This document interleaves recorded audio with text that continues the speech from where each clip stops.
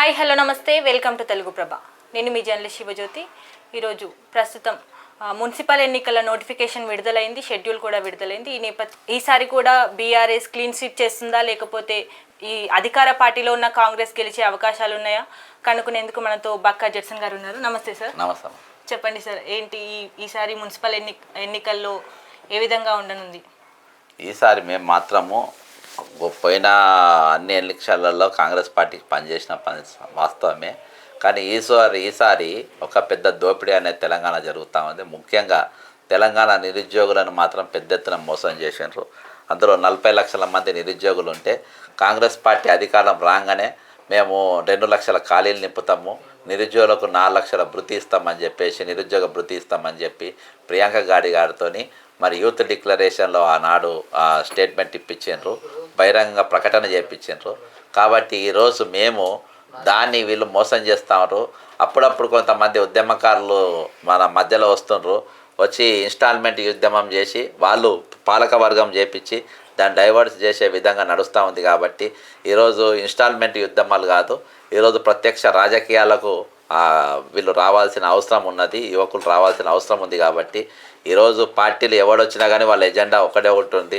ఈరోజు తెలంగాణను ఎట్లా మోసం చేయాలి, తెలంగాణ యువకులను ఏ విధంగా మోసం చేయాలనే ఆలోచనతో ఉంది. కాబట్టి ఈరోజు మేము రిటైర్ అయిన ఉద్యోగులు 20,000 50,000 మంది 20,050 మంది 500 మంది ఈరోజు వాళ్ళ రిటైర్మెంట్ బెనిఫిట్స్ రాక, పెన్షన్లు రాక ఉన్న వాళ్ళు ఉన్నారు. ఈరోజు వాళ్ళు ప్రచారం చేస్తారు, యువకులు ఈరోజు ఎన్నికల్లో పోటీ చేస్తారు. కాబట్టి ఈ ఫార్ములాతోని ఈసారి నిరుద్యోగులను పోటీ చేయాలని నేను కోరుకుంటున్నా, వాళ్ళని ముందుకు తీసుకొస్తున్నాం. కాంగ్రెస్ పార్టీ అధికారంలోకి రాగానే 2 లక్షల ఉద్యోగాలు నోటిఫికేషన్ జారీ చేస్తామన్నారు. ఇప్పటి వరకు కూడా ఒక్క నోటిఫికేషన్ కూడా రాలేదు అంటూ కూడా విద్యార్థులు ఇప్పటికీ వెయిట్ చేస్తున్నారు. అసలు నోటిఫికేషన్ వస్తుందా రాదా? అంటే గత ప్రభుత్వం ఇచ్చిన నోటిఫికేషన్లో ఈ ప్రభుత్వం ఇంప్లిమెంట్ చేసింది. గత ప్రభుత్వం ఎన్నికల దృష్టిలో పెట్టుకొని వాళ్ళు ఇచ్చిండ్రు. ఈ ప్రభుత్వం ఏం చేసిందంటే ఆ నోటిఫికేషన్ ఇంప్లిమెంట్ చేసింది. ఎటుపైన ఈ ప్రభుత్వం హయాంలో మాత్రం గ్రూప్ 1 ఒక 565 పోస్టులు, గ్రూప్ 2 అవి మొత్తం నౌకలు అయితే కొన్ని వచ్చినాయి. కానీ 2 లక్షల పోస్టులు అసలు 33 జిల్లాలు ఆ రోజు కేసీఆర్ గారు తయారు చేసింది. 33 జిల్లాలకు సంబంధించినటువంటి ఈరోజు ఆ స్టాఫ్ ఈరోజు లేదు, ఆ ఉద్యోగులు ఈరోజు లేరు. కాబట్టి ఆ ఉద్యోగాలు అసలు ఎన్ని ఖాళీలు ఉన్నాయో ప్రభుత్వం వెల్లడించాలి. నేను ప్రభుత్వంలో దాదాపు 3,50,000 పోస్టులు నేను గుర్తించిన ఒక డేటా ప్రభుత్వానికి ఇచ్చిన, చీఫ్ సెక్రటరీ గారికి ఇచ్చి కూడా దాదాపు సంవత్సరం అవుతుంది. ఇప్పటి వరకు దాని మీద ఇంప్లిమెంటేషన్ లేదు. యాక్చువల్గా ఈరోజు ఈ గ్రాడ్యుయేట్ ఓట్లతో గెలిచేటువంటి గ్రాడ్యుయేట్ ఎమ్మెల్సీలు ఈరోజు వాళ్ళ పదవులు ఎంజాయ్ చేసే పరిస్థితి వచ్చింది. కానీ ఈ ఖాళీలో నింపాలి, ఉద్యోగుల తరపున మాట్లాడాలి అనే ఆలోచనతో గ్రాడ్యుయేట్ ఎమ్మెల్సీలు కూడా ఈరోజు కనబడతలేరు. కాబట్టి ఈరోజు యువకుల అస్సాం గని పరిషత్ లెక్క ఈరోజు తెలంగాణ యువకులు రాజకీయాలకు రావాల్సిన అవసరం ఉంది, వాళ్ళు పోటీ చేయాల్సిన అవసరం ఉందనే దానికి ఇదొక అవకాశం. గ్రూప్ 1లో అవకతవకలు జరిగాయి అంటున్నారు, అది ఎంతవరకు నిజమండి? అవకతవకలు అనేది నిరంతరం నాకు తెలిసిన వరకు చాలామందికి జాబ్స్ వచ్చింది. తెలుగు మీడియం వాళ్ళకు అన్యాయం జరిగింది, ఇందులో తెలుగు వాళ్ళకు అన్యాయం జరిగింది. అది జరగకుంటుంటే బాగుండేది. అందులో ఏమున్నా కొంతమంది కోర్టులలో కేసులు వేసిండ్రు, చాలామంది జాబ్స్ జాయిన్ అయిపోయినారు. కొంతమంది అర్హులైన వాళ్ళకు జాబ్స్ రావడం కూడా జరిగింది. అవి నేను చూసిన. అశోక్ నగర్ మా ఇల్లు ఇక్కడనే కాబట్టి అర్హులైన వాళ్ళకు కూడా వచ్చినాయి.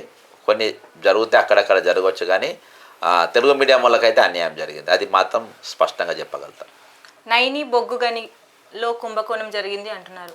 ఏ విధంగా కుంభకోణం జరిగిందండి? ఆ విషయం గురించి మొదటగా బయటికి తీసుకొచ్చిందే ప్రస్తావన మీరు. సో ఏంటండి అది? రేవంత్ రెడ్డి బామ్మడి సుదిని సృజను, అంటే రేవంత్ రెడ్డి జైపాల్ రెడ్డి వాళ్ళ మాజీ కేంద్ర మంత్రి జైపాల్ రెడ్డి వాళ్ళ తమ్ముని కొడుకు, కందాల ఉపేందర్ రెడ్డి పాలేరు మాజీ ఎమ్మెల్యే వాళ్ళ అల్లుడిన.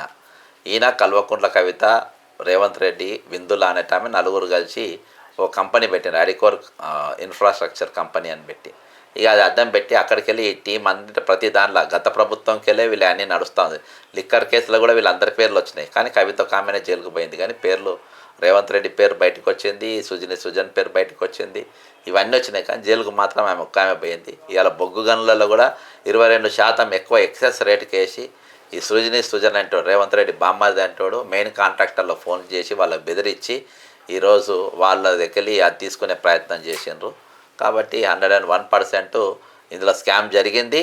అందులో ఆ ఇద్దరి పంపకాల కాడ పంచాదయ్యి ఈరోజు బట్టి రేవంత్ రెడ్డి ఇద్దరు కూడా రోడ్ల పైకి వచ్చి తన్నుకునే పరిస్థితి.